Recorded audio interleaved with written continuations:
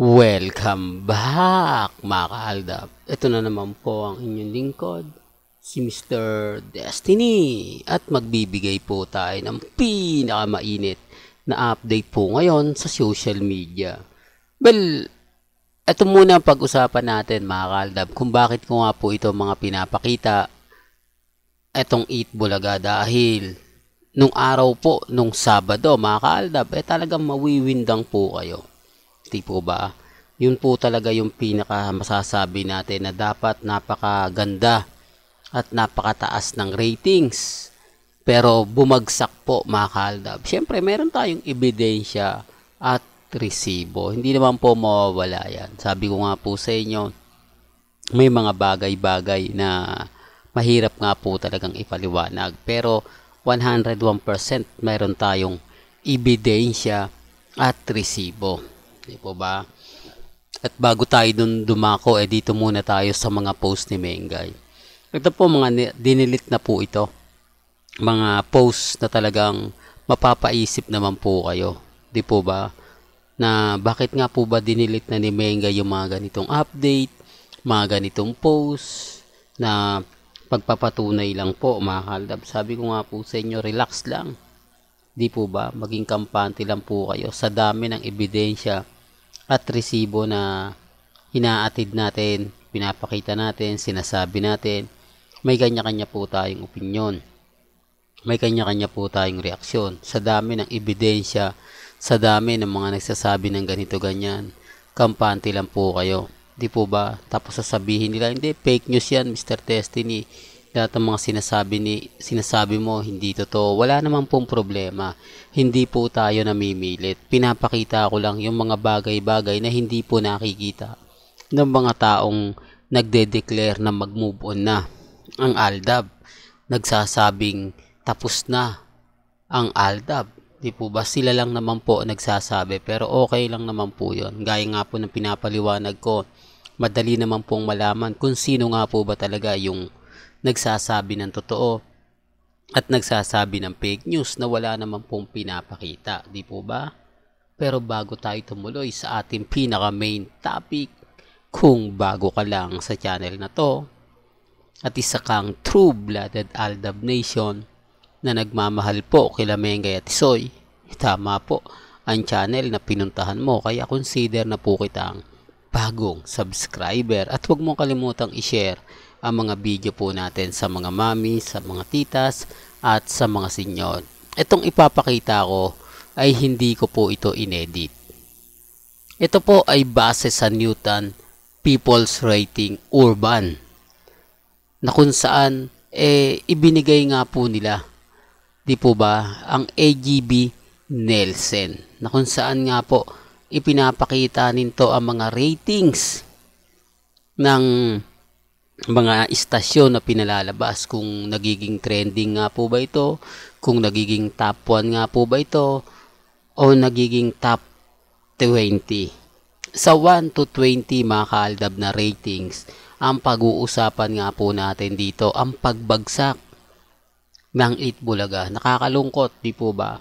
Dahil sabi ko nga po sa inyo, malaki nga po talaga ang pagkakaiba nung una. Kaya nga po yung mga iba nagsasabi na oo nga Mr. Destiny, kasi nung unang sulpot ng Eat Bulaga sa TV5 sobrang taas ng rating. Yan ang ine-expect nila na mas gaganda pa, mas aangat pa.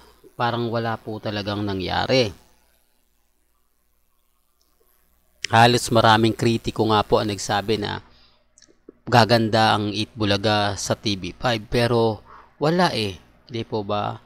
Kumbaga, hindi na maintain ng Eat Bulaga yung ratings na 8.7% na kung saan nga po unang segment ng Eat Bulaga sa TV5.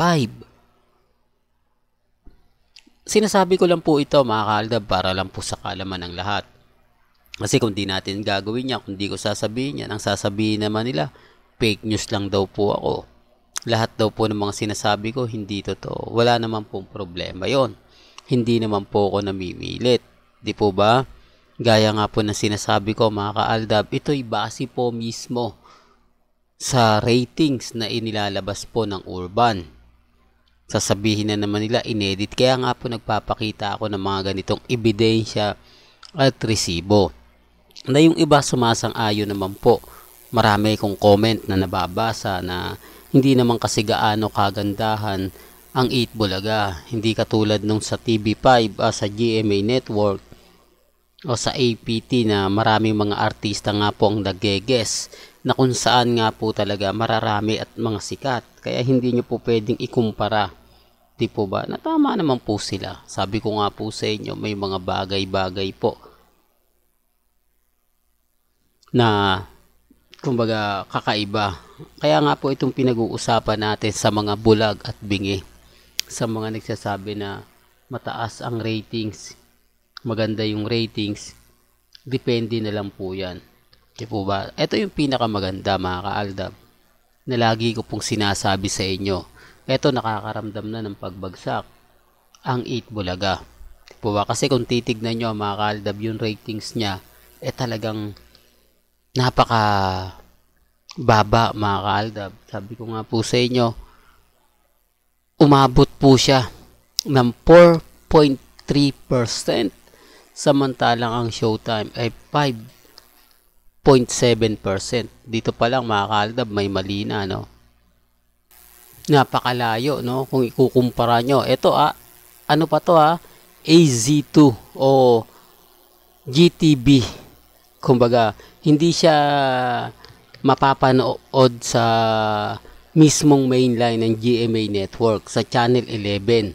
Nyo lang po mapapanood ang Showtime. Lalo na po kung siguro nag-adjust ang ginawa po ng 8 Bulaga. Yung tape nilagay nila sa GTB at yung Showtime nilagay nila mismo. Real talk to mismo sa GMA 7. Ano kaya mangyayari? Ano kaya ang sigalot na kumbaga makikita? Sinasabi ko lang po ito mga kaaldab para po sa kaalaman ng lahat. Nagpapakita po ako ng ebidensya at resibo at hindi po siya gawa-gawa lang. Baka sabihin kasi ng iba na hindi, inedit lang yan ni Mr. Destiny. Lagi ko naman po sa inyo nire-remind na kalmado lang po kayo, kampante. Di po ba malay nyo bukas sa makalawa mag-iba na sitwasyon, di po ba? Mag-iba na yung mga bagay-bagay na mapapaisip talaga kayo. Sinasabi ko lang po ito mga kaaldab para lang po sa kaalaman ng lahat. Sinasabi ko lang po ito para lang po sa mga mami, sa mga titas, sa mga senyor na kumbaga naghahanap lagi ng update. Yung tipong kapag alam nyo na mga kaaldab, sabi ko nga po sa inyo, napakarami ng nagkukomento po sa akin. Nako, Mr. Destiny, move on ka na, tapos na yung boxing. Okay lang po yan. Ang importante lang po, makapagbigay ako sa inyo ng update. Well, hanggang dito na lang po ang aking latest updates.